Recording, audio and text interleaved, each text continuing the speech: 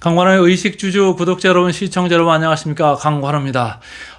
무더운 이제 여름을 뒤로 하고 입추가 방금 지났습니다. 다음 주부터는 어떻게 될까요? 계절이 바뀐 것만큼 우리 시장도 좀 변화가 시작이 될까요? 어떨까요? 좀 궁금하지 않을 수가 없습니다. 일단 뭐 미국 시장에서 그나마 분위기 좋게 금요일 날 끝났기 때문에 우리 시장도 뭐 다음 주 초에는 조금 분위기가 좋아질 수 있다. 최근에 여러분들 보시기에는 어떻습니까? 우리 시장 고구마 한 10개 먹은 것 같지 않습니까? 답답합니다. 그래서 제가 오늘 하나씩 조금 살펴보려고 하는데요. 제목을 좀 이렇게 봤습니다. 신뢰 하락에 묻힌 저평가 매력. 여러분들은 어디에다 더 방점을 두고 계세요? 신뢰 하락 쪽에 두고 계세요? 아니면 저평가 매력에 두고 계세요? 제가 지난 몇 주간 계속 이렇게 말씀을 드렸습니다만은 우리 시장이 신뢰 위기에 지금 봉착해 있다. 여러 가지 지금 안 좋은 것들이 계속 나왔습니다. 최근에도 나오고 있고요. 그러나 계속 우리 시장은 저평가 이런 영역에 있기는 합니다. 그리고 더 저평가 영역으로 다시 내려와 버렸습니다. 이런 매력이 있음에도 왜 이런 게 금방 이렇게 해소가 되지 않을까요? 오늘 하나씩 볼 건데 말이죠.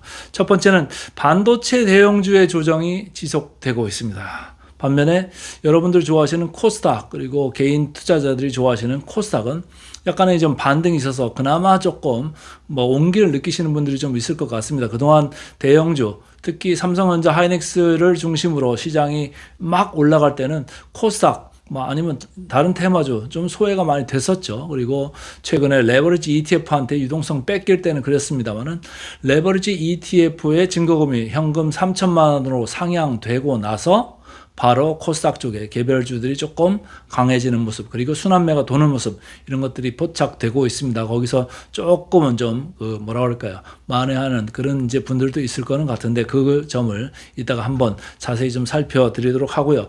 외국인들 사팔 하고 있습니다. 전반적으로는 파는 분위기입니다만 특히 선물 그리고 파생 상품을 중심으로 계속 교란 요인을 지금 작동시키고 있다. 외국인들이 왔다 갔다를 많이 하고 있습니다. 그래서 하루 종일 샀다가 장막판에 팔아버리고, 하루 종일 팔았다가 장막판에 사는 그런 선물의 움직임이 사실 눈에 지금 거슬린다, 이렇게 저는 말씀드리고 싶습니다. 근데 다만 예전같이 엄청나게 두들겨 패는 이런 국면은 좀 지난 거 아니겠느냐, 이런 생각을 좀 해보고 싶고요. 코스피 많이 싸졌습니다. 그러나 여러분들이 많이 좀 망설이는 것 같고 시장도 좀 망설이는 것 같다. 그래서 제가 몇 주째 말씀을 드립니다만은 기간 조정이 필요한 거 아니겠느냐, 조금 찬바람 불 때까지는 시간이 좀 필요하다, 이런 생각입니다.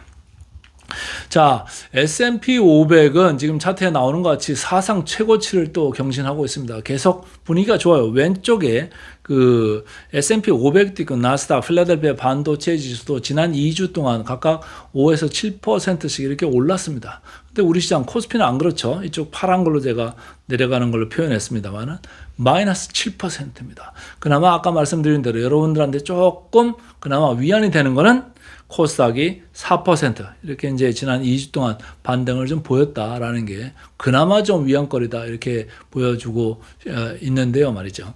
지금 미국, 한국 성적이 좀 뒤바뀌었습니다. 예전에 좀 많이 본 것 같지 않으세요? 23년, 24년에 딱 이런 분위기였습니다. 미국 시장 계속 올라가는데 우리 시장 헤매고 있는, 23년, 4년으로 돌아가면 안 되는데 말이죠. 우리가 25년, 26년 6월 중하순까지 아주 거침없이 이렇게 지붕 뚫고 하이킥 이렇게 올라왔었는데 조금의 이제 기간 조정을 거친 다음에는 다시 한번 다이내믹 코리아 위로 올라가는 힘을 좀, 에너지를 모아서 다시 한번 올라갔으면 좋겠습니다. 자, 48 외국인 최근에 계속 팔고 있었죠. 특히 연초 1회로 지금 순매도 규모가 누적으로 150조가 지금 이제 넘어가고 있습니다. 코스피 기준으로는 그렇고요. 코스닥은 조금 순매수한 게 있어가지고 전체적으로 봤을 때 150조 이 정도 이제 되고 있습니다.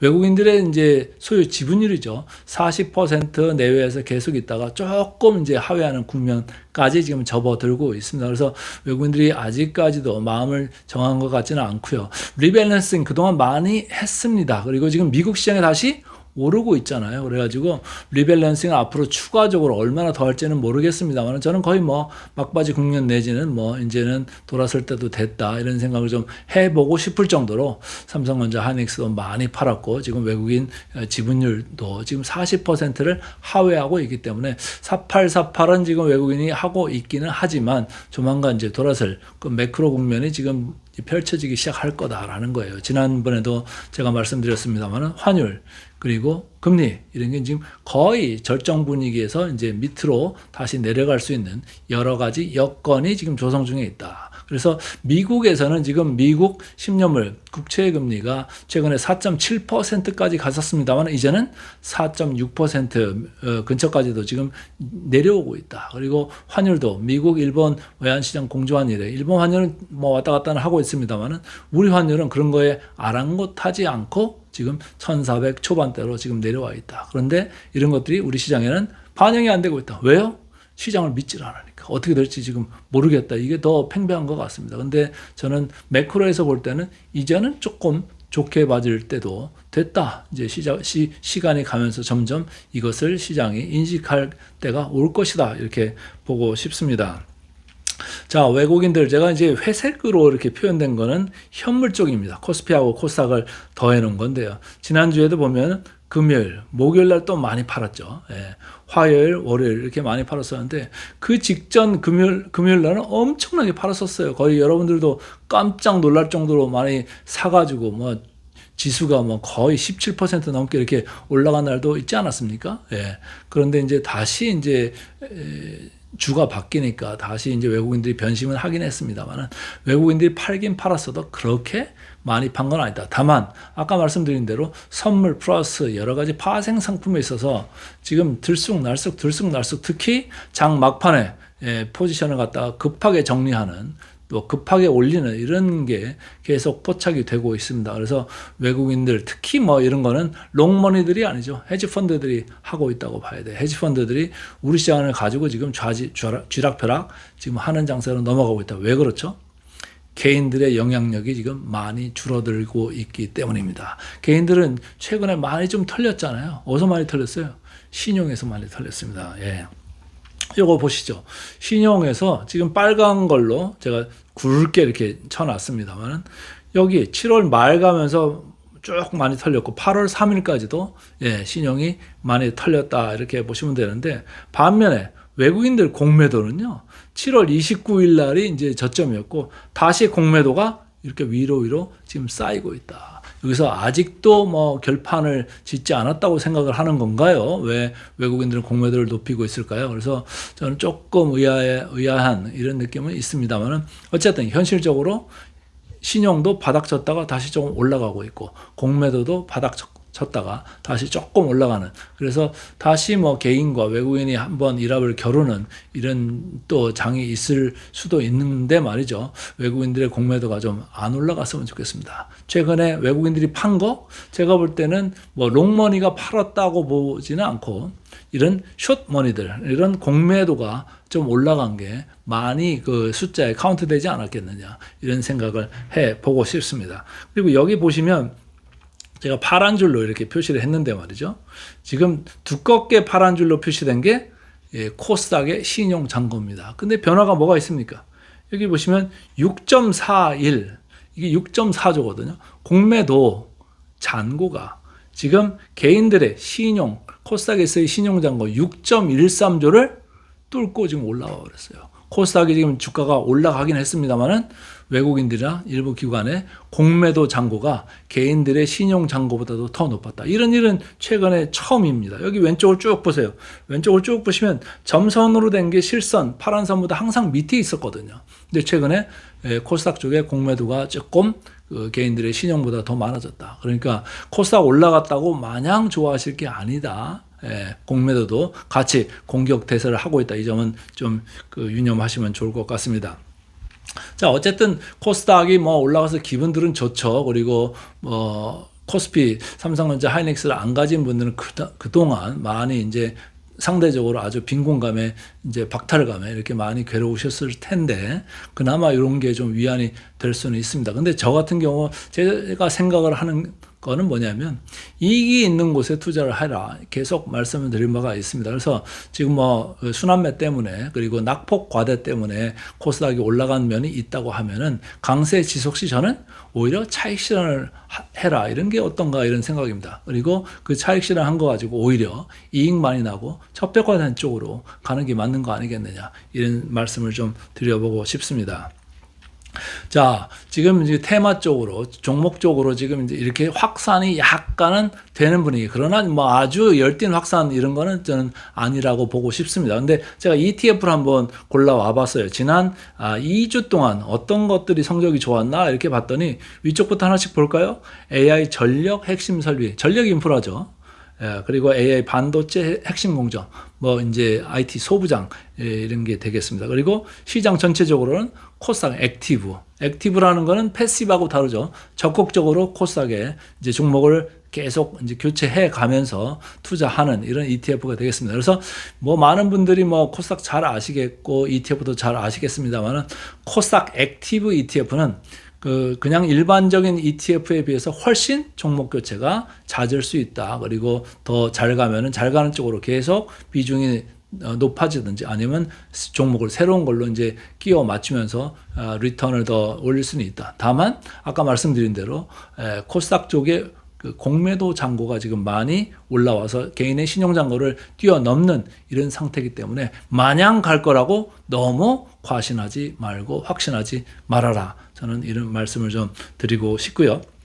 그런 결과로 이 파란 녹색이죠. 반도체 레버리지 ETF입니다. 여기보다 훨씬 더 성적이 좋습니다. 반도체 레버리지 ETF 간 분들은 지금 뭐 정신을 못 차리고 있는 정도잖아요. 그래서 제가 볼 때는 뭐 최근에 이쪽 분위기가 코스닥 뭐 그리고 개별 종목 개별 테마 분위기 좋은 것 때문에 많이 편승해서 주가 성적이 괜찮았다. 그래서 지금 자금이 시장에서 막 많이 빠져나간 것도 있죠. 뭐 그런 것도 있겠습니다만 시장 안에서 순환매 로테이션이 지금 돌고 있다. 이렇게 저는 읽고 싶습니다. 어쨌든 지금 시장은 뭐 이렇게 조금은 막 얻어 터졌습니다만 최근에 와서는 뭐 올라갔다 내려갔다 하는 이런 이제 반복하는 이런 국면이 당분간 이어질 가능성이 크다. 근데 실적은 보니까 계속 나쁘지 않아요. 예. 그리고 하향 조정도 없습니다. 근데 옆에 있는 제가 이제 로고를 갖다가 하나 이제 갖다가 붙여놨는데 말이죠. SK 하이닉스를 가진 주주들은 최근에 아주 죽을 맛입니다. 좀 뭐 상한가 쳐가지고 좀 기분 좋아지나 했더니 뭐 계속적으로 이제 밀려 내려가는 그리고 여러 가지 우려 사항 그리고 뭐 이상한 악소문 이런 것들이 지금 계속 시장에 돌면서 SK 하이닉스 주가들이 안 좋습니다. 그러니까 주주들이 불편하죠. 그 점을 조금 염두를 하면서 말씀을 좀 추가를 해 보겠습니다. 코스피 이익 아까 제가 말씀드릴 때 계속 이익은 상향세라고 말씀을 드렸어요. 근데 시장이 믿으려고 하지 않죠. 올라가는 거 뭐 올라가나 보다 이 정도로 이제 감흥이 떨어졌어요. 눈높이가 예전에 너무 많이 올라왔다가 지금 뭐 주가는 떨어졌지만 눈높이도 같이 내려오면 좋은데 눈높이가 안 내려온 거예요. 그래서 차 위에서 뭐 그러나 보다 이제 그렇게 하는 그래서 시장 하락과 따로 가는 이익 상향이다. 이렇게 제가 말씀을 드렸고요. 여기 숫자를 보시면은 전반적으로 전주 대비해 가지고 다 올라갑니다. 그래서 코스피가 전주 대비 26년, 27년, 28년이 계속 이렇게 올라가는 이런 그림은 여전히 유효하다. 이렇게 보시면 되고요. PBR입니다. 제가 PBR로 보니까 선행으로 1.28배입니다. 제가 빨간 글자로 이렇게 해놨습니다만 이 정도 내려와 있으면 조금 뭔가 반응을 해야 되는데 반응을 안 해요. 저평가를 외면하는 거죠. 시장이 두려워하는 거는 뭘까요? 감히 그 진짜로 뭐 40%를 넘어 50%, 60% 된다고 보는 걸까요? 뭘 두려워하고 있는 걸까요? 여러분들은 뭐가 제일 두려우세요? 제가 볼 때는 3분기 반도체 고정거래 가격 어떻게 결정될 거냐 그리고 3분기 실적 발표되려면 아직도 이제 좀 남았죠. 3개월 남았는데 그 전에 엔비디아의 또 실적에 우리의 눈이 쏠리지 않을 수가 없겠다. 엔비디아 실적이 생각보다도 잘 나올 거다라는 저는 생각을 하는데 최근에 주가들이 이제 보여주는 게 그런 거죠. 그래서 최근에 뭐 베라 루빙 관련돼 가지고 여러 가지 뭐 스펙과 관련된 소문이 있습니다만은 어쨌든 그 엔비디아가 좀 살아 있고 하이퍼스케일러들이 좀 살아 있다. 라고 하면은 지금 우리가 저렇게 처져 있는 것도 우리 순서가 오면 메모리의 순서가 오면 다시 올라가지 않겠느냐 이런 생각을 해보고 싶습니다.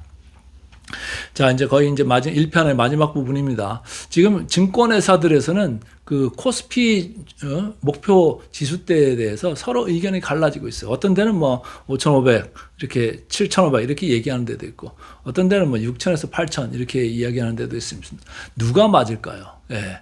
제가 볼 때는 지난번 어쨌든 10배 12,000을 부른 거는 너무 과도했다. 예, 이런 말씀을 이제 드렸었는데, 어느 정도가 제가 이제 보는 선이라고 그랬죠. 한 7배에서 많게는 8배. 그러니까 8배면 뭐예요? 여기 PBR이 2.0까지 오는 거고, 코스피로 보면 이제 9,779까지입니다. 근데 그거 직전이라고 해도 전 뭐 고점 정도는 갈 수 있다라고 보면 PER 기준으로 한 뭐 7.5에서 8? 그 선에는 언제든지 갈 수 있는 이 체력은 되는데, 시장이 지금 반응을 안 하고 있다.